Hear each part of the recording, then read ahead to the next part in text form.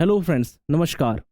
Once again I am here to welcome you on behalf of Happy Study Point.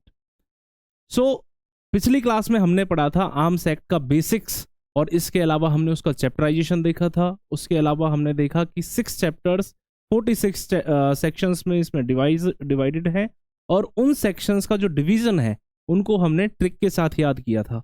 इसके अलावा हमने इसका जो चैप्टराइजेशन था, चैप्टर्स के नाम भी याद किए थे। इसके अलावा इस जो भी एक्ट है हमारा, इसके पहले जो भी एक्ट था उसके बारे में हमने जाना।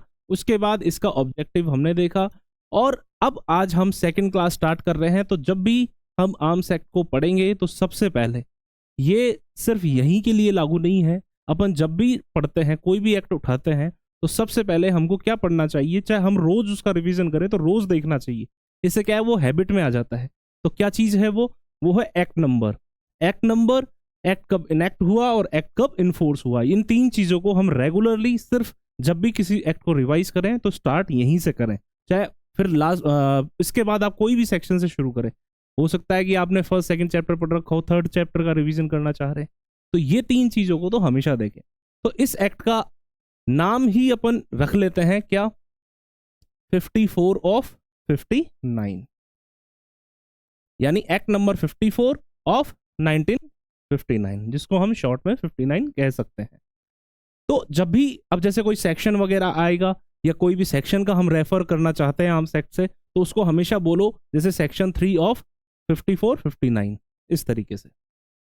ये आगे भी आप देखोगे कि कई बार आप किसी केस में या कहीं डिस्कस किया हुआ है या कोई पुलिस FIR वगैरह रजिस्टर करती है तो नॉर्मली शॉर्ट में लिखा होता है अंडर सेक्शन 25 59 54 59, इस तरीके से। तो इसका मतलब ये नहीं है कि 54 सेक्शन और 59 सेक्शन, नहीं, सेक्शन नंबर तो वो, और उसके अलावा ये क्या है, इसका एक्ट नंबर और ईयर ऑफ इनेक्टमेंट।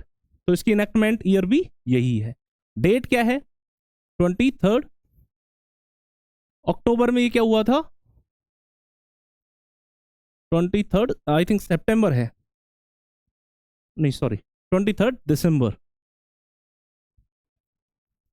इस तरीके की मिस्टेक आप कंटिन्यू करोगे, रोज रोज इसको देखोगे तो नहीं होगी। 23 दिसंबर 1959, ये क्या है इसकी डेट ऑफ इनेक्टमेंट। ठीक है, इसके बाद डेट ऑफ इन्फोर्समेंट क्या है,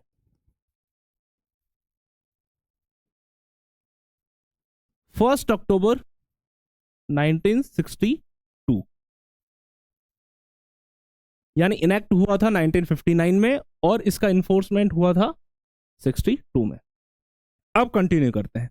आज हम इसको क्या करेंगे, बेयर एक्ट को शुरू कर रहे हैं और इसमें हम ट्रिक्स के साथ इसके चैप्टर्स को देखेंगे। चैप्टर्स के अलावा इसमें जो डेफिनेशन है, डेफिनेशंस को, जितनी भी इसमें डेफिनेशंस है सारी एक सिंपल से ट्रिक बताऊंगा, आप कभी नहीं भूलने वाले, विद सेक्शन नंबर। आप उन ट्रिक्स, उस सिंपल एक ट्रिक से आप विद सेक्शन नंबर सारी डेफिनेशंस को याद करोगे। जो भी आज यहां पढ़ेंगे वो सब बिल्कुल इजी वे में, हम सिंप्लीफाई वे में हम क्या करेंगे, आज उसको साथ के साथ लर्न करते हुए चलेंगे। तो पहला हमने जब चैप्टर पढ़ा था, चैप्टर्स के नाम पढ़े थे, उसमें एक ट्रिक देखी थी हमने। चैप्टर्स के नाम में सेक्शंस के डिवीजन में क्या ट्रिक थी कि दोनों ने 5-7 बार 8वीं और 12वीं की परीक्षा दी, तो इससे सेक्शंस का सारा डिवीजन आ गया था। इस चीज को समझने के लिए लास्ट क्लास देख लीजिएगा, उसमें आप देखोगे किस तरीके से हमने इस ट्रिक का यूज किया था। आप कभी गलत नहीं करोगे, कहां से कहां तक कोई सेक्शन, किस सेक्शन से कौन से चैप्टर है, सब आपको याद हो जाएगा। तो अब जो सेकंड स्टोरी है अपनी, वो यहीं से अपन कंटिन्यू करते हैं। तो इसका पहले, सबसे पहले तो डेफिनेशन से पहुंचने के पहले अपन ने फर्स्ट सेक्शन फर्स्ट क्लास में कर लिया था। क्या था, फर्स्ट सेक्शन का फर्स्ट सबसेक्शन बात करता है शॉर्ट टाइटल के बारे में, सेकंड किस चीज की बात करता है, एक्सटेंट के बारे में, और सी बात करता है कमेंसमेंट के बारे में। ठीक है, तो सेकंड जो सेक्शन है हमारा, सेकंड सेक्शन किस चीज से संबंधित है, डेफिनेशन से संबंधित है। और सेकंड सेक्शन पूरा नहीं, सेकंड सेक्शन का फर्स्ट क्लॉज, ये बहुत इंपॉर्टेंट चीज है कि इसका जो सबसेक्शन 1 है, ये ओनली इसकी जो हम टर्म्स को याद रखने वाले हैं वो यहां पर दी गई है। कई बार एग्जाम्स में आता है तो हम क्या करते हैं, सेक्शन 2A करके एमिनेशन की डेफिनेशन स्टार्ट कर देंगे, तो वो गलत हो जाएगी। 2A में नहीं है, 2 1A में है, तो इस चीज का ध्यान रखना है अपने को, ठीक है। तो जो डेफिनेशन का पार्ट है हमारा, उसको हम एक बार देखते हैं। अब मैं आपको एक ट्रिक बताता हूं विद सबसेक्शन, और उसके सब क्लॉज के साथ आप ये पूरी डेफिनेशंस को याद रखोगे। कैसे? देखिए, सबसे पहले आता है, हम चल रहे हैं 2-1 में, ठीक है। इसका ए, देखो एक स्टोरी है वो इस तरीके से है। पहले तो हमने पढ़ा दोनों ने 5-7 बार 8वीं और 12वीं की परीक्षा दी। अब हम पढ़ेंगे कि 3 आतंकियों ने, यानी तीनों जो आतंकी हैं उन्होंने क्या किया, 3 आतंकियों ने दोबारा फिर से एलएलएम की परीक्षा 4 बार में पास की। पहले तो दोनों ने क्या किया था, 5-7 बार में 8वीं और 12वीं की थी। अब 3 आतंकियों ने दोबारा फिर से एग्जाम दी, किस चीज की, एलएलएम की, और वो कितनी बार में पास की, 4 बार में। तो देखिए, 3 आतंकियों ने, 3 आतंकी मतलब 3A, ठीक है। फर्स्ट ए,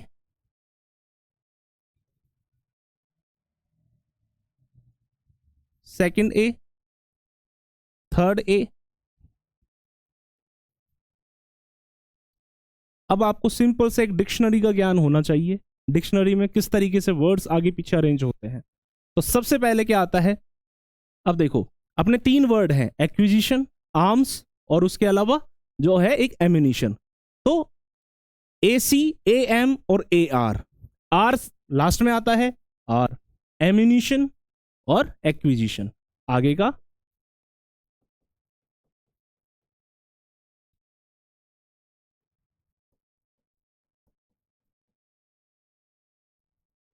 ये गलत हो ही नहीं सकता। ए में है, बी में है, और ये सी में है। 3 आतंकियों ने क्या किया, दोबारा फिर से क्या दी, एलएलएम की एग्जाम, ठीक है साहब। देखो अब इस ट्रिक को कंटिन्यू करते हैं। उन्होंने क्या किया, दोबारा फिर से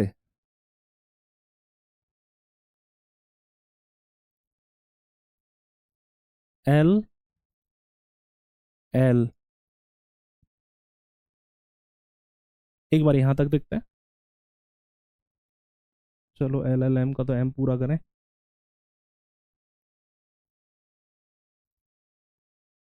एम, ठीक है। इधर से ही कर लेते हैं, किस चीज की एग्जाम दी है, एलएलएम की एग्जाम दी है।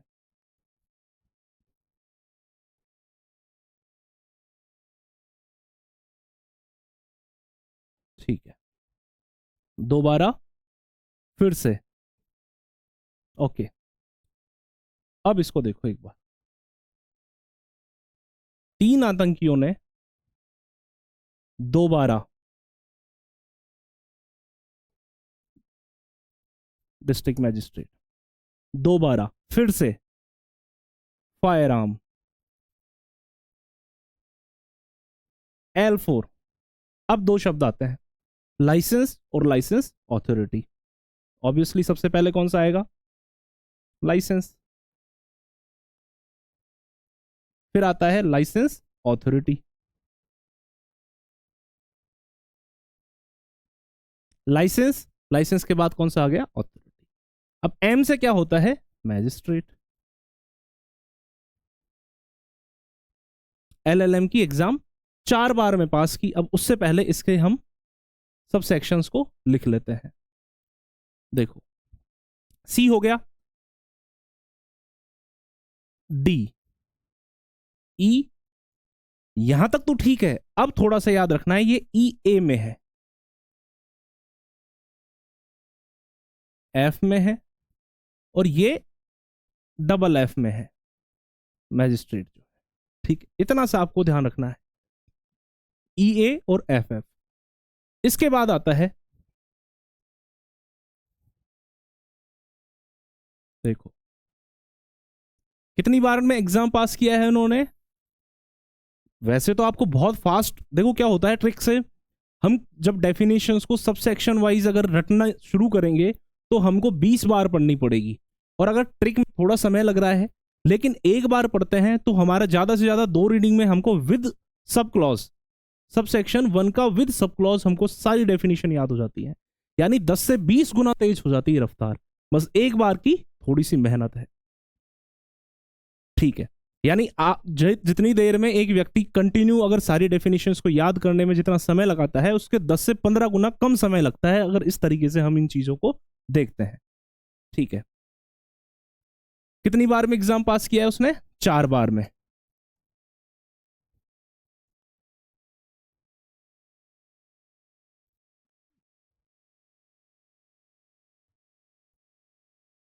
ठीक है,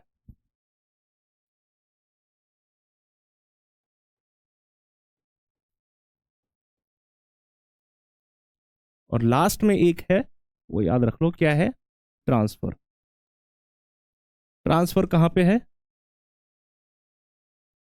ये है अपना के में। ठीक है, अब देखो एफ तक हो गया, जी एच आई जे के। ठीक है, अब पी से कौन कौन सा बच गया अपना? प्रिस्क्राइब्ड बच गया, प्रोहिबिटेड आर्म्स बच गए, प्रोहिबिटेड एम्यूनिशन बच गए, और पब्लिक सर्वेंट बच गया। तो पब्लिक में पी यू ये सबसे लास्ट में आता है, तो सबसे पहले तो पी आर, और सब में पी आर है, प्रोहिबिटेड प्रोहिबिटेड प्रोहिबिटेड और prescribe, P R R R. तो तीनों में लिख देते हैं अपन आर आर आर, और यहां पर यू। जब यू आ गया तो पूरा लिख दो पब्लिक सर्वेंट, कोई कंफ्यूजन नहीं। अब आ जाओ, अब डिसाइड करेंगे प्रेस्क्राइब्ड और प्रोहिबिटेड में कौन सा पहले आता है। तो ओ पहले आता है, ई पहले आता है, ई पहले आता है, तो इसमें तो पूरा प्रोहिबिटेड हो गया, यहां पे भी प्रोहिबिटेड हो गया, और इसमें प्रेस्क्राइब्ड हो गया। गलती से अगर आप एग्जाम के समय अगर ये भूल जाते हैं तो फिर ये ट्रिक काम आती है। वैसे तो आप इसको बार बार रिवाइज करोगे एक्ट को तो वैसे ही रट जाती है कि कौन से सब सेक्शन के साथ, कौन से सब क्लॉज के साथ कौन सी डेफिनेशन है। तो प्रिस्क्राइब्ड, और फिर इसमें आ जाएगा एम्यूनिशन, क्योंकि एम्यूनिशन डिक्शनरी में पहले आता है, आर्म्स ARMS ये बाद में आता है, और एम पहले आता है। तो इस तरीके से ये सारे सब सेक्शन है। ठीक है, ए में क्या है? ए में हमारे स्टार्ट होता है एक्विजिशन से, बी में आता है हमारा एम्यूनिशन, सी में आता है आर्म्स, डी में आता है डिस्ट्रिक्ट मैजिस्ट्रेट, फिर आता है ई में आता है हमारा फायर आर्म, ए में आ जाता है हमारा लाइसेंस, और एफ में आ जाता है हमारा ऑथोरिटी, लाइसेंसिंग ऑथोरिटी जो होती है, फिर आ जाता है एफ, उसमें आ जाता है मैजिस्ट्रेट, एफ के बाद जी में आ जाता है प्रेस्क्राइब्ड, एच में आ जाता है प्रोहिबिटेड एम्यूनिशन, आई में आ जाता है प्रोहिबिटेड आर्म, जे में आ जाता है पब्लिक सर्वेंट, और के में आ जाता है ट्रांसफर। इस तरीके से ये पूरा बन जाता है। अब चलते हैं हम फर्स्ट डेफिनेशन पे। हमारी फर्स्ट डेफिनेशन बात करती है एक्विजिशन की। एक्विजिशन क्या होता है? देखो एक्विजिशन में 3 चीजें बता रखी हैं। 3 चीजें क्या बता रखी हैं? एक तो बताया है इसमें, ये जो मैं आप बताने वाला हूं ये प्रैक्टिकल अप्रोच के लिए भी बहुत महत्वपूर्ण है, या फिर जब अगर चार्ज से रिलेटेड कोई क्वेश्चंस आ जाते हैं, और इसके अलावा एक केस भी मैं बताऊंगा उसमें भी ये बहुत इंपॉर्टेंट है, जहां पर ये अपना जो एक्विजिशन है और पजेशन है इन दोनों के बीच में डिफरेंस किया था।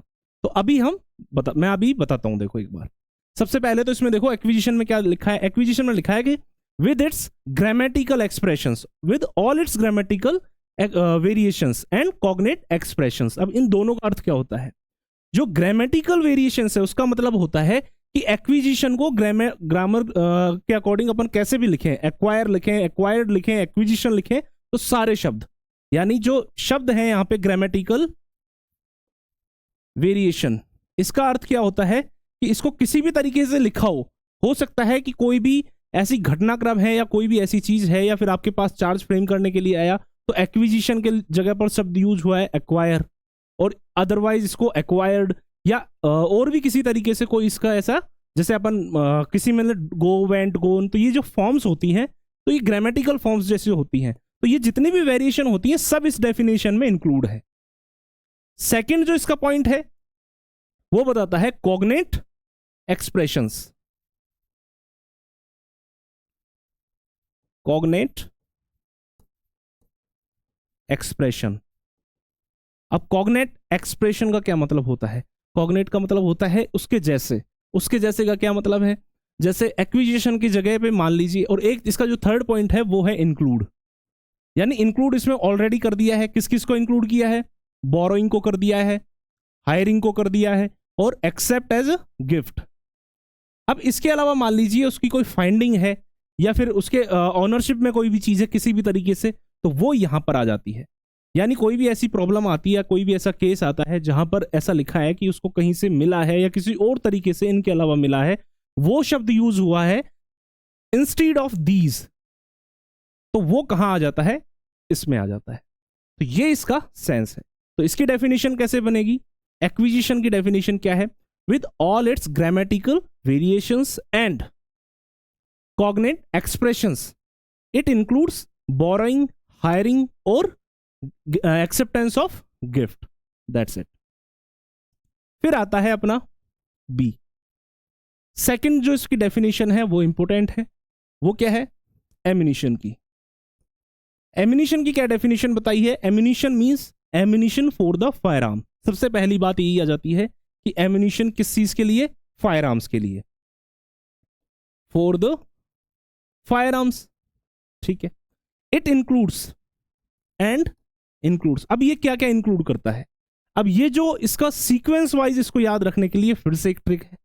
अब देखो क्या होता है, अपने को सारे जो भी इसके अंदर अब जितने भी सब क्लॉज हैं, 7 इसमें पॉइंट्स हैं, सातों के सातों आगे पीछे आप याद करते हो। पहली बात तो आप 2-4 याद करोगे, ठीक है। दूसरा पॉइंट, एक व्यक्ति वो जिसको सातों याद है। तीसरा वो व्यक्ति जिसको सातों सीक्वेंस से याद है।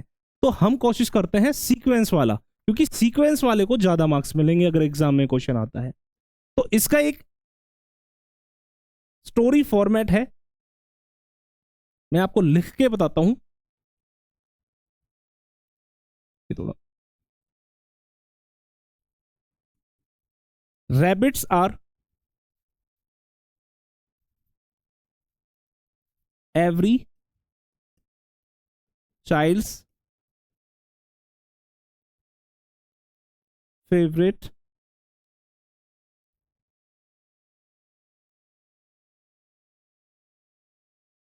Playground story. देखिए, first, second, third, fourth, fifth, six, seven. Rabbits से क्या आता है? जो भी रॉकेट्स हैं, बॉम्ब्स हैं, ग्रेनेड्स हैं, या फिर कोई शेल है, या फिर अदर मिसाइल्स हैं, वो सारे आ गए। सेकेंड में अपना कौन सा बताया? इसमें सेकेंड में बताया है कोई भी ऐसे आर्टिकल जो किस चीज के लिए है? For the service of torpedo और माइनिंग। तीसरा इसमें क्या आता है? तीसरा आता है कि कोई भी ऐसा आर्टिकल जो कि कंटेन करता है या फिर वो इस तरीके से अडॉप्टेड है या फिर डिजाइन है टू कंटेन एक्सप्लोजिव्स, फल्मिनेटिंग कंपाउंड्स, या फिर उसके अलावा कोई भी ऐसे नॉक्सियस गैस, लिक्विड और कोई भी सॉलिड और अदर सच थिंग्स। ये सारा किस में आ जाता है? इसमें आ जाता है। E4 अच्छा, पहले एरिया रह गया हमारा। एरिया में कौन सा आ जाता है? A4 क्या हो जाता है? A4 होता है कि कोई भी ऐसी एसेसरीज वगैरह, ठीक है। फिर आता है E4 जो भी हमने अभी बताया मैंने आपको, जो भी एक्सप्लोजिव वगैरह है, फल्मिनेटिंग कंपाउंड है, इनको रखने के लिए, ठीक है, कोई भी आर्टिकल, और इसके अलावा नॉक्सियस गैस, लिक्विड जो भी है, इन सब के लिए, और अदर सच थिंग्स। फिर आता है child, C4 charge, charge for the fire arms, यानी फायर आर्म्स में जो चार्ज भरा जाए या फिर कोई भी इनका जो कंटेनर होता है चार्जेस के लिए, ठीक है।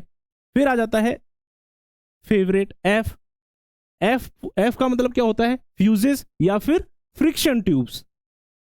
फिर आ जाता है प्लेग्राउंड। प्लेग्राउंड से हम निकाल देते हैं parts and machinery of for manufacturing of the arms, sorry ammunitions. फिर आ जाता है स्टोरी। स्टोरी का मतलब है specified, specified by the central government. तो ये सारे हमको सीक्वेंस वाइज याद हो गए। यहां रॉकेट वाला है, फिर इसमें सेकंड जो आ जाता है एसेसरीज से रिलेटेड है, थर्ड जो आ जाता है हमारा एक्सप्लोजिव वगैरह का कंटेनर से रिलेटेड है, फिर फोर्थ आ जाता है चाइल्ड, सी से हमारा चार्जेस वगैरह है फायर आर्म्स का, फिर एफ फेवरेट। फेवरेट में कौन सा आ जाता है हमारा? जो भी इसमें फ्यूजेस हैं और फ्रिक्शन ट्यूब्स हैं। फिर आ जाता है प्लेग्राउंड। प्लेग्राउंड में कौन सा आ गया हमारा, पी से parts and machinery for manufacturing of the ammunition. यहाँ जो पार्ट्स हैं वो मशीनरी के नहीं, पार्ट्स ऑफ द एम्यूनिशन, ठीक है। फिर आ जाता है स्टोरी, मतलब specified by the central government. अब आता है हमारा तीसरा, सी में आ जाता है हमारा आर्म्स। आर्म्स को याद रखने के लिए कोई ट्रिक नहीं है, पर इसको एक बार समझते हैं आर्म्स क्या होता है। आर्म्स एक एक वर्ड, इसका जो एसेंशियल शब्द, आपने जितने भी इसमें एसेंशियल है सारे शब्द आपको याद हो जाएंगे किस तरीके से। देखो आर्म्स क्या होते हैं, आर्म्स होते हैं हथियार, आयुध। तो आर्म्स को एक नॉर्मली अगर अपने दिमाग से देखें तो कोई भी ऐसी चीज, यानी एनी आर्टिकल। सबसे पहले इसको अगर अपन डिवाइड करें डेफिनेशन में, कि ताकि इसके सारे इंग्रेडिएंट्स जो भी इसके एसेंशियल पॉइंट्स हैं वो सारे कवर भी हो जाए और हमको डेफिनेशन भी याद हो जाए, तो इसके टुकड़े कर लेते हैं। तो सबसे पहले क्या है, जितने भी हैं इसके, every article of any description. ये क्या होता है कि किसी भी डिस्क्रिप्शन के हो सकते हैं, एनी डिस्क्रिप्शन यानी कैसे भी बने हो सकते हैं, ऑफ एनी डिजाइन,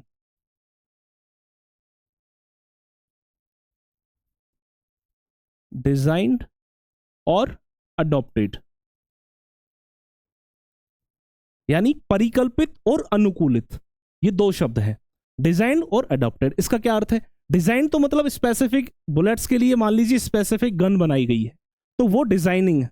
लेकिन अडॉप्टेड का मतलब जुगाड़, एक तरीके से कि अगर डिजाइन नहीं है स्पेसिफिकली तो कुछ ऐसा जुगाड़ जो उसके अनुकूल है उस गोली को चलाने के लिए, तो उस तरीके की चीज भी। अब इसका प्रैक्टिकल अप्रोच देखें तो मान लीजिए किसी व्यक्ति ने कोई हत्या कर दी और कुछ उसका जब बरामदगी हुई तो वहां पर बंदूक वगैरह कुछ भी नहीं पाई गई, लेकिन कोई एक ऐसा वहां पर ऐसा कोई सब्सटेंस मिला, ऐसा कोई आर्टिकल मिला जिससे कि गोली चलाई जा सकती थी, तो वो इसमें कवर हो जाए। अब वो ये डिफेंस नहीं ले सकता कि ये तो इस बुलेट को चलाने के लिए डिजाइन है ही नहीं ना, वो यहां पर कवर हो जाता है। तो इस तरीके से इसकी अप्रोच होती है, वो बच नहीं पाएगा, ठीक है। तो article of any description, design और अडॉप्टेड एज अ वेपन। ये क्या होता है, एज अ वेपन ऑफ, ये दोनों का, किसका, ऑफेंस एंड और डिफेंस। हो सकता है ये वेपन, ये जो वेपन अपन को यूज करना है ये ऑफेंस के लिए किया हो या फिर डिफेंस के लिए किया हो। तो जो आर्म होता है वो कोई भी आर्टिकल हो सकता है, वो आर्टिकल किसी भी डिजाइन का हो सकता है और या फिर अडॉप्टेड हो सकता है, किसी भी डिस्क्रिप्शन का हो सकता है, अडॉप्टेड और डिजाइन। और for to use as a weapon, जो यूज करना है इसका वो किस लिए, वेपन के तौर पे, किस चीज के लिए, या तो डिफेंस के लिए या फिर ऑफेंस के लिए। एंड इट इंक्लूड्स, और ये क्या क्या इंक्लूड करता है, तो जो हमारा सेकंड बनेगा,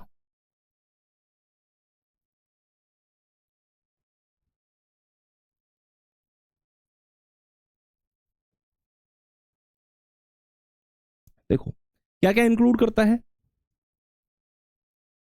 parts, machinery for manufacturing arms.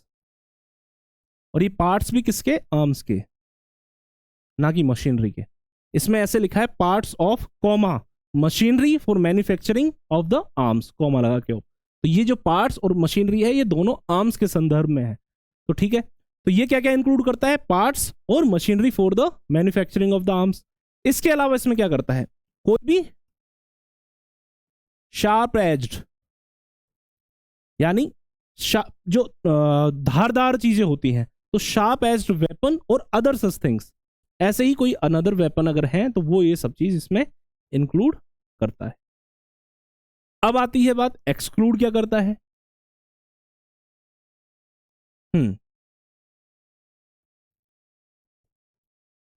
Exclude का क्या मतलब है, एक तरीके से एक्सेप्शंस। तो इसके एक्सेप्शन क्या है, डोमेस्टिक या फिर एग्रीकल्चरल पर्पज से। अगर कोई भी ऐसी चीज है जो सोलली फॉर द डोमेस्टिक और एग्रीकल्चरल पर्पज से है, फॉर एग्जाम्पल लाठी हो गया और ऑर्डिनरी वॉकिंग स्टिक्स हो गई, वृद्धजन जिससे चलते हैं, उसके अलावा कोई भी जैसे एग्रीकल्चरल के लिए एग्रीकल्चरल प्रोडक्ट्स होते हैं, जैसे फसल को काटने के लिए वो यूज करते हैं दराती वगैरह, तो वो सारी चीजें भी इसमें इंक्लूड हो जाती है। फिर उसके अलावा आता है कि कोई भी ऐसी चीज यानी कोई भी ऐसा weapon which is incapable of being used otherwise as a toy और incapable of being used as a servicing weapon, यानी कोई भी टॉय या फिर कोई भी ऐसा वेपन जो कि सर्विसेबल नहीं है, यानी वो सर्विसिंग वेपन की तरीके से यूज नहीं हो सकता। अब सर्विसिंग वेपन का क्या मतलब होता है, यानी वो काम नहीं आ सकता।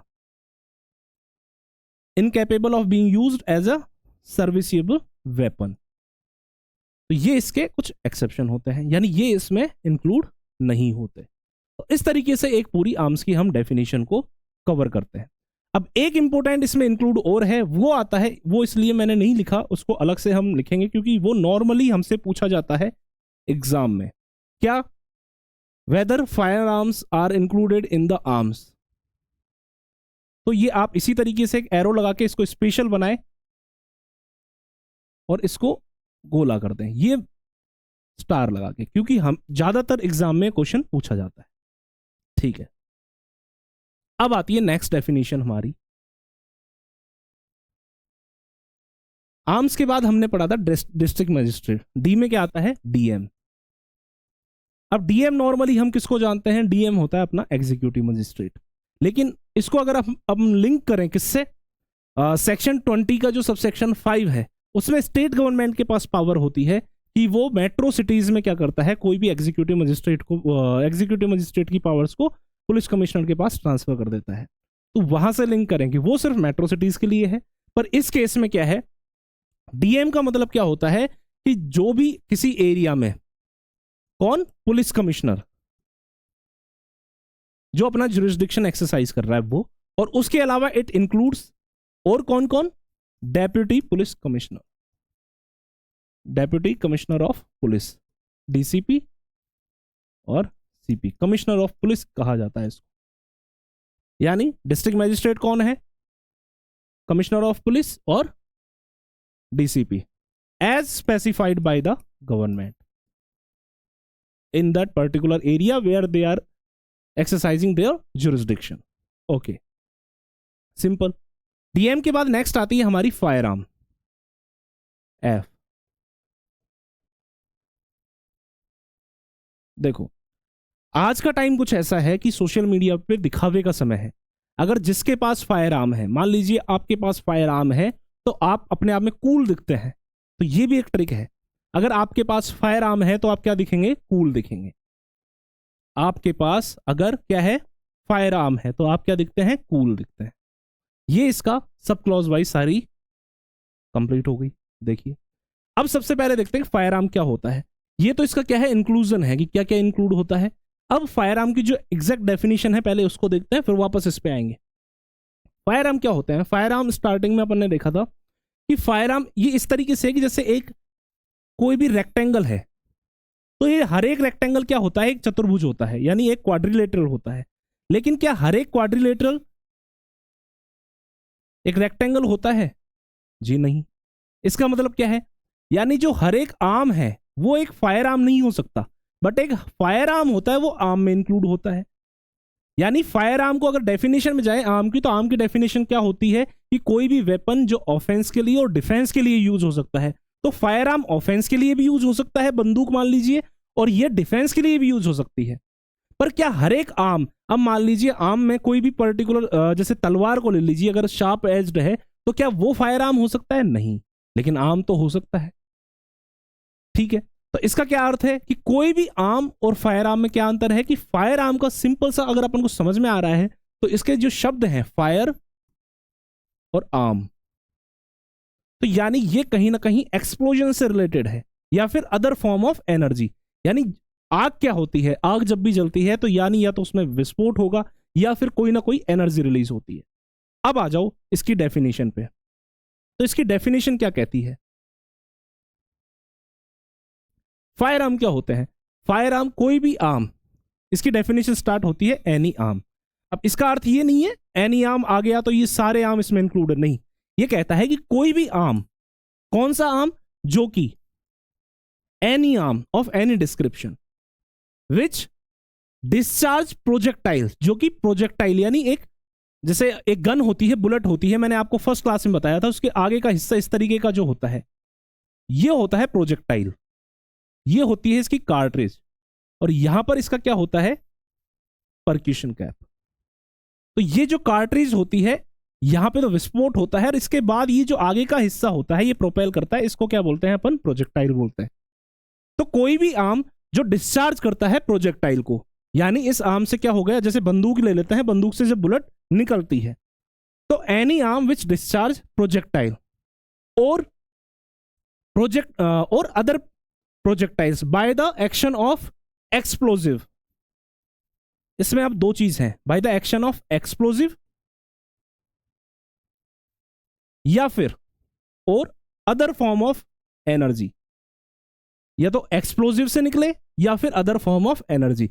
ये जब निकलती है तो यहां पर एक विस्फोट होता है ना, एक्सप्लोजन, तो ये आ जाता है बंदूक, इसका मतलब फायर आर्म में आती है, क्योंकि ये बुलेट जो आर्म्स यानी बंदूक से निकलती है वो इसी के अंतर्गत, यानी हमने इलस्ट्रेशन के साथ समझा है इसको फायर आर्म को, कि जब बंदूक का अपन घोड़ा दबाते हैं, घोड़ा मूवीज में जैसे बताते हैं, बंदूक को नहीं कहते, घोड़ा ट्रिगर को कहते हैं, कि जैसे ही हम ट्रिगर प्रेस करते हैं, ट्रिगर दबाते हैं, तो वो गोली बाहर निकलती है, तो जब गोली बाहर निकलती है तो उसमें एक एक्सप्लोजन होता है, तो उस एक्सप्लोजन की वजह से ही वो बाहर प्रोपेल करती है, तो वो क्या होता है, उसकी जो प्रोजेक्टाइल है वो बाहर जाती है।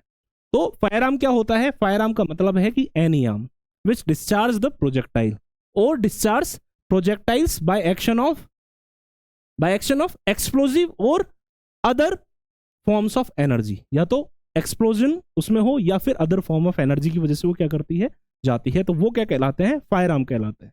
अब उन फायर आर्म्स में क्या क्या इंक्लूड होता है, उन फायर आर्म में ये चीजें इंक्लूड होती हैं। अब ये में कौन सी आ गई साहब, देखो इसमें आ जाती है सबसे पहले तो अपने आर्टिलरी आ गई, आर्टिलरी के अलावा हैंड ग्रेनेड्स आ गए, हैंड ग्रेनेड, अब ये भी एक इंपॉर्टेंट क्वेश्चन है, एमिनिशन में तो आता है ग्रेनेड और यहां पर आता है हैंड ग्रेनेड, तो इस चीज को ये भी मार्क कर लीजिए, आप एक गोला करके स्टार कर लीजिए, हो सकता है एग्जाम में ऐसा कोई क्वेश्चन मिल जाए कि hand grenades are included under, फिर ऑप्शंस हैं आर्म्स, एमिनिशन, फायर आर्म्स, इस तरीके से। तो अब वैसे आर्म तो है पर फायर आर्म स्पेसिफाई, मोर स्पेसिफाई कर दिया तो वो यहां पे आ जाएगा। इसके अलावा राइट पिस्टल्स हो सकती हैं, और उसके अलावा कौन, जो भी अदर कोई मिसाइल्स वगैरह है, ठीक है। इसके अलावा आ जाता है कोई भी एसेसरीज, यानी कोई भी ऐसी एसेसरीज जो कि किस पे लगाई जाती है, फायर आर्म्स पे लगाई जाती है, तो diminish the flash and noise, यानी कोई भी ऐसी एसेसरीज जो फायर आर्म पे लगाई जाती है, उसमें जब फायर आर्म चलेगा तो हमने देखा इसमें दो चीज थी, एक्सप्लोजन था या फिर कोई अनदर फॉर्म ऑफ एनर्जी थी। तो और जब एक्सप्लोड होता है कोई चीज तो वहां पर हल्की सी जो लाइटिंग आती है, दिखाई देती है, जब आपने मूवी में देखा होगा बंदूक चलती है तो बाहर की तरफ उसमें एक एक्सप्लोजन सा, एक लाइटिंग से दिखाई देती है, तो उस चीज को डिमिनिश करने के लिए अगर कोई इसमें एसेसरीज ऐड की गई है वो भी इसी में इंक्लूड होती है, या फिर उसकी आवाज के लिए जो साइलेंसर फिट किया जाता है आगे, वो भी इसी में इंक्लूड होता है, ठीक है। इसके अलावा इसमें क्या आ जाता है, इसके अलावा आता है इसमें इसके जो भी पार्ट्स हैं, parts and machinery for the manufacturing of fire arm. अब इसमें वही बात है, ऐसे लिखा हुआ है पार्ट्स ऑफ या फिर मशीनरी और मशीनरी। अब यहां पे जो ये पार्ट्स हैं ये किस चीज के, ये फायर आर्म के, ना कि मशीनरी के, parts of and machinery for the manufacturing of the fire arm. Last जो हमारा है सी, सी का मतलब वही क्या कि कोई भी, हाँ सॉरी इसमें वो नहीं है, सेंट्रल गवर्नमेंट वाला तो वहां है, इसमें है कि कोई भी कैरियजेस है या फिर कोई प्लेटफॉर्म है या फिर कोई अप्लायंसेस है, ये किस चीज के लिए यूज होती है, फॉर द माउंटिंग, ट्रांसपोर्टिंग, या फिर जो थर्ड है वो क्या है, सर्विंग आर्टिलरी, ठीक है। तीन चीजों के लिए यूज होती है, तीन चीजें क्या क्या बताया गया है इसमें, कि कोई भी प्लेटफॉर्म है, कोई भी इसमें कैरियजेस है, और इसके अलावा क्या है, कोई भी अप्लायंसेस हैं जो किस चीज के लिए यूज हो रही है, माउंटिंग यानी उसको चढ़ाने के लिए, ट्रांसपोर्टिंग लाने ले जाने के लिए, और सर्विंग आर्टिलरी मतलब उसको काम में लेने के लिए। ये तीनों चीज में यूज हो जाती है।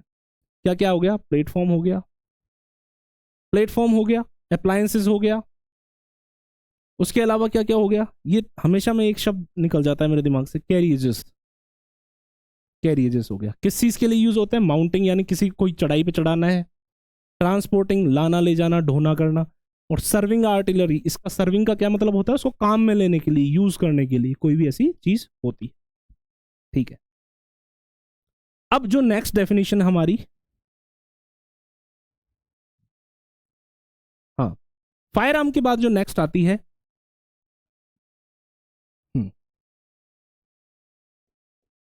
देखिए लाइसेंस आएगा फायर आर्म के बाद, हमारा चार्ट पे आते हैं हम एक बार, एक सेकेंड, ये देखो,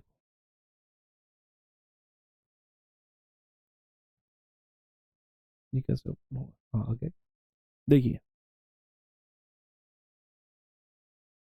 अब ऐसे हल्का सा भी कंफ्यूज हो तो वापस आ जाओ हमारा लाइसेंस। ठीक है,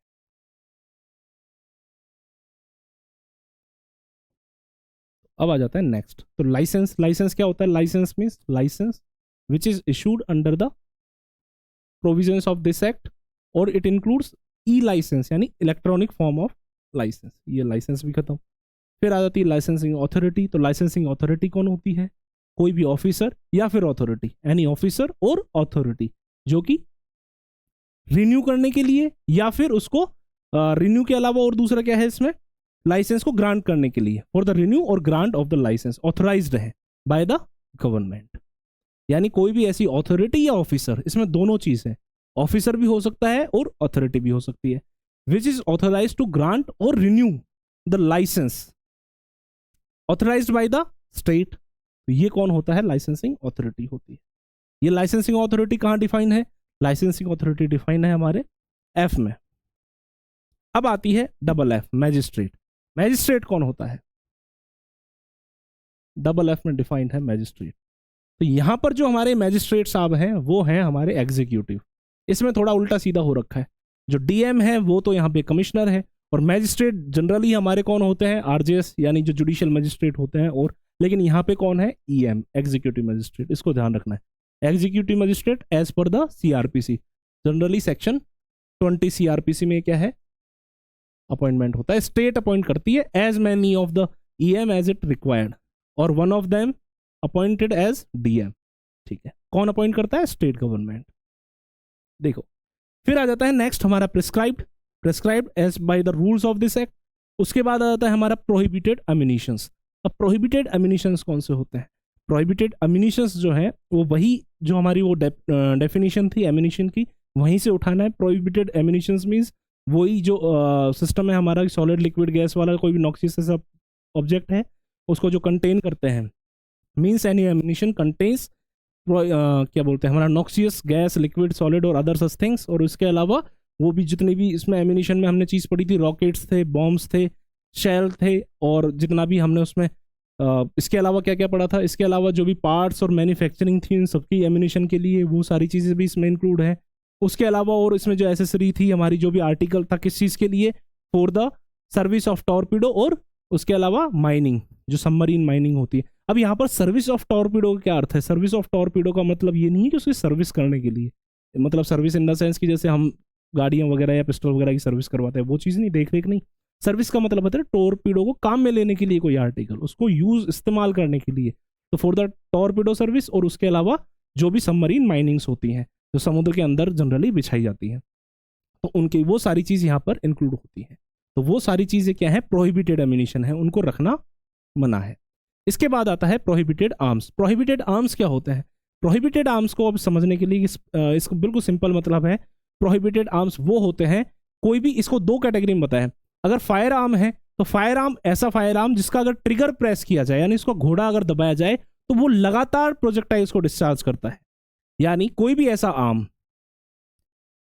फायर आर्म, पहली जो इसमें सब क्लॉज है वो फायर आर्म के लिए है कि कोई भी फायर आर्म उसका अगर जो ट्रिगर है उसको प्रेस किया जाए तो लगातार वो प्रोजेक्टाइल डिस्चार्ज करता है, जब तक कि या तो प्रोजेक्टाइल जिस मैगजीन में है वो खाली ना हो जाए, या फिर उस ट्रिगर से हम अपना हाथ वापस ना हटा लें। यानी any fire arm which continue any firearm when the trigger of the firearm is pressed, it continues discharge what projectiles unless the pressure on the trigger is removed or the magazine becomes empty। यानी कोई भी fire arm जिसका trigger जब तक दबाया जाए वो projectiles को कंटिन्यू डिस्चार्ज करता रहे, और जैसे ही हम उसको ट्रिगर को जैसे जो हमने दबा रखा था जिस प्रेशर से उसको हटा लें, या फिर वो जो गोली की मैगजीन होती है वो जब तक खाली ना हो जाए, तो वो सारे कौन से आते हैं, फायर आर्म्स। अब इसका नॉर्मली एग्जांपल क्या है, अपनी जो AK-47 होती है वो इसका एग्जांपल है, ठीक है। अब बात आती है इसके बाद सेकंड है कोई भी ऐसा वेपन जो क्या करता है, कोई भी ऐसा वेपन जो डिस्चार्ज करता है, क्या डिस्चार्ज करता है, सॉलिड, वही अपना नॉक्सियस गैस, लिक्विड या अदर सच थिंग्स। और इट इंक्लूड्स, ये क्या क्या इंक्लूड करता है, ये इंक्लूड करता है कि एंटी एयरक्राफ्ट और एंटी टैंक जो मिसाइल्स होती है वो, और इसके अलावा आर्टिलरीज यानी जो तोप होती हैं, तोपें, वो भी प्रोहिबिटेड आर्म्स में ही आती हैं। ऐसा नहीं कि आप तोप लाके घर पे रखो, ये प्रोहिबिटेड आर्म है, तो तोप नहीं रख सकते, एंटी टैंक मिसाइल नहीं रख सकते, एंटी एयरक्राफ्ट मिसाइल नहीं रख सकते। और उसके अलावा सेंट्रल गवर्नमेंट जो भी बाय नोटिफिकेशन स्पेसिफाई करते वो सारे हथियार आप नहीं रख सकते। यानी आप कौन कौन से हथियार नहीं रख सकते, अगर दो कैटेगरी बनाई जाए तो आप वैसा फायर आर्म आपके साथ नहीं रख सकते, यानी आपको ऐसा लाइसेंस भी नहीं दिया जाएगा। किन किन फायर आर्म से रिलेटेड, जो फायर आर्म अगर उसका ट्रिगर प्रेस किया जाए तो कंटिन्यू डिस्चार्ज करे गोली, यानी जैसे ही उसका ट्रिगर घोड़ा दबाया जाए वो लगातार अपनी डिस्चार्ज करे प्रोजेक्टाइल्स को, गोलियां छोड़ता रहे, और जब तक या तो उस ट्रिगर को दबाना बंद नहीं किया जाए या फिर उसकी मैगजीन खाली ना हो जाए। इस तरीके के जो कंटिन्यू, जैसे AK-47 है, लगातार धड़ धड़ धड़ धड़, तो ऐसे जो हथियार होते हैं ये मना है। इसके अलावा प्रोहिबिटेड जो भी वेपन है वो भी मैंने आपको बताया कौन कौन से, तो ये सब चीजें हम नहीं रख सकते, इनका लाइसेंस भी हमको नहीं दिया जा सकता। अब आता है पब्लिक सर्वेंट। पब्लिक सर्वेंट कौन होता है, सेक्शन 21 ऑफ द IPC। फिर इसके बाद आ जाता है हमारा ट्रांसफर। ट्रांसफर की जो के में डेफिनेशन है हमारी वो भी सिंपल है। उसमें क्या होता है, लेटिंग ऑन हायर होता है, या तो उसको हायर करने के लिए लेट आउट किया जाए, या फिर उसमें लैंडिंग हो सकता है, गिविंग और parting of with the possession हो सकता है। It includes these things only. और इसके अलावा जो ट्रांसफर होता है उसमें बस यही है। इसके बाद जो इसका सेक्शन है, सबसेक्शन 2, ये हमने फर्स्ट क्लास में ही पढ़ा था। मैंने आपको वो जो गन की फोटो थी, जो वीडियो हमने फर्स्ट में बताई थी, उसी में आपको बता दिया था कि इसकी जो लेंथ होती है बैरल की वो कैसे नापी जाती है। तो इस चीज को आपने अभी तक अपन ने जो भी देखा वो डेफिनेशन का पूरा पोर्शन था। और थर्ड और फोर्थ जो सबसेक्शन है उसमें बेसिकली ये बात की गई है, लॉ से रिलेटेड अगर कोई भी रेफरेंस दिया गया है, यानी इस एक्ट में कोई भी लॉ को रेफर किया गया है और वो एरिया, जो स्पेसिफिक एरिया के लिए कोई भी रेफरेंस दिया गया है और उस एरिया में वो लॉ अप्लाई नहीं होता, तो उस एरिया में वहां जो भी कॉरेस्पॉन्डिंग लॉ है वो वहां एज इट इज अप्लाई हो जाएगा। वो इस एक्ट की एक तरीके से इंटरप्रिटेशन के लिए है। और इसके अलावा फोर्थ क्या कहता है कि किसी भी स्पेसिफिक ऑफिसर के बारे में बताया या अथॉरिटी के बारे में बताया है डिजिग्नेटेड, और वो उस पर्टिकुलर एरिया में है ही नहीं, उस डेजिग्नेशन पे कोई भी अथॉरिटी नहीं है, तो उसमें जो भी कॉरेस्पॉन्डिंग अथॉरिटी वहां पर अपॉइंट की गई है उसका मतलब वही समझा जाएगा। इतनी सी बात ये करता है। थर्ड तो लॉ से रिलेटेड बात करता है, फोर्थ वहां ऑफिसर वगैरह से रिलेटेड बात करता है। अब आता है हमारा सेक्शन 3, यानी चैप्टर 2 स्टार्ट होता है। चैप्टर 2 स्टार्ट होता है हमारा सेक्शन 3 से। सेक्शन 3 का सिंपल वे है समझने का और याद करने का सबसेक्शन वाइज, वो ये है कि सबसे पहले लाइसेंस चाहिए हमको, किसके लिए चाहिए, कैप के लिए, यानी for the carrying, for acquisition and for possession. इन तीनों चीजों के लिए हमको क्या आवश्यकता होती है, लाइसेंस की।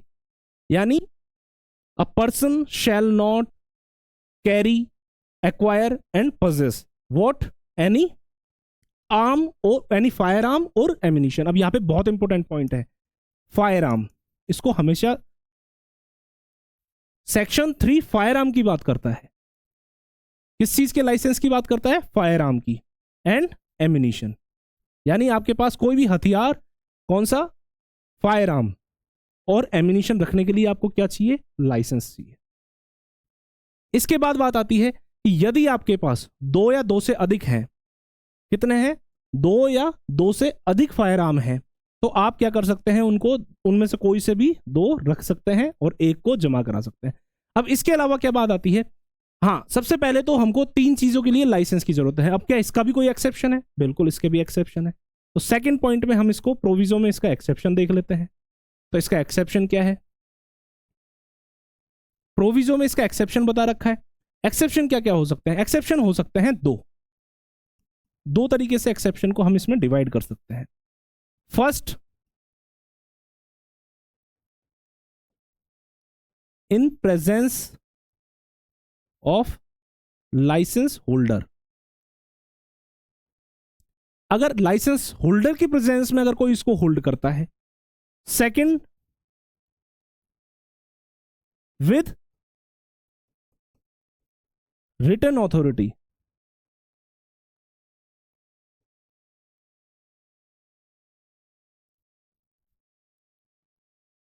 इफ एनीवन होल्ड्स, अगर कोई व्यक्ति होल्ड करता है in presence of the licence holder या फिर with written authority of the licence holder, तो ये एक्सेप्टेड है, इनको लाइसेंस की आवश्यकता नहीं होती। लेकिन ये भी अधूरी बात है, तो इसको पूरा करने के लिए यहीं तक अपन को नहीं पढ़ना। इसका जो मेन चीज है वो है इसका पर्पस। इसमें पर्पस भी स्पेसिफाई किया है कि ये जो दो एक्सेप्शंस हैं ये किस पर्पस से हो सकते हैं। First, for renew of the licence. Second, for the repair of the firearm. Third इसका हो सकता है for the use by the holder. अब जो यूज है वो भी, यूज का क्या अर्थ है? जैसे बॉडीगार्ड होता है किसी के साथ में, उसके पास आर्म्स वगैरह होते हैं, फायर आर्म्स होते हैं, तो वो कहीं ना कहीं इसके पास उसका लाइसेंस होता है, लाइसेंस होल्डर के पास। और उनको यूज कौन कर सकता है समय आने पे? वो जो गार्ड होते हैं। अब गार्ड के पास लाइसेंस नहीं होता है, जरूरी नहीं हो, तो वो कहाँ है? इनके पास। तो इस तरीके से यूज, ये इसका अगर हम इलस्ट्रेशन से समझें तो ये तरीका है। इस वजह, ये तीन पर्पज के लिए इन दो तरीके से अगर वो रखता है तो वो एक्सेप्टेड है, एग्जेम्प्टेड है फ्रॉम द लाइसेंस, उसको लाइसेंस की आवश्यकता नहीं है। सेकंड इसमें पॉइंट आता है, वो आता है कि किसी के पास दो या दो से अधिक अगर लाइसेंस, वो हथियार हैं, फायर आर्म्स हैं, तो उसको क्या करना पड़ेगा? उसको सरेंडर करना पड़ेगा। अब ये कैसे सरेंडर करना पड़ेगा? यानी सेकंड में तो ओनली लिमिट बताई है कि उसके पास दो ही हो सकते हैं। अब दो ही हो सकते हैं तो इसका प्रोविजो कहता है, सेकंड में क्या लिखा है? दो फायर आर्म हो सकते हैं। इसका प्रोविजो कहता है कि जो दो फायर आर्म है उससे अगर आपके पास ज्यादा है, 2019 में एक अमेंडमेंट हुआ था इस एक्ट में। 2019 से पहले ये जो लिमिट थी वो 3 फायर आर्म्स की थी। 2019 में क्या हो गई? 2 की हो गई। तो 2019 में जैसे ही ये एक्ट का इनेक्टमेंट हुआ है, तब से लेकर 1 साल के भीतर, यहां से प्री में क्वेश्चन भी आ सकता है, वैसे तो अब ये समय निकल गया, पर बाय द वे आ भी जाए तो 1 साल के भीतर उसको क्या करना होता है कि 2 तो अपने पास रखने हैं, और जितने भी एक्सीड कर जा रहे हैं, जितने भी नंबर हैं, वो क्या करना है? वहां पर nearest police station officer in charge of nearest, यानी जो भी नियरेस्ट पुलिस स्टेशन है उसके ऑफिसर इंचार्ज के पास इनको क्या करना है? जमा करा देना होता है। और इसके अलावा उसको कहां पे जमा करा सकता है?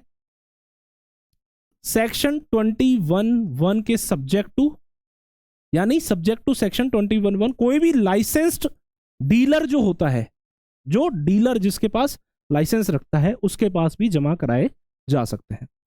इसके बाद बात आती है सेक्शन 4 की, उसको हम नेक्स्ट क्लास में पढ़ेंगे।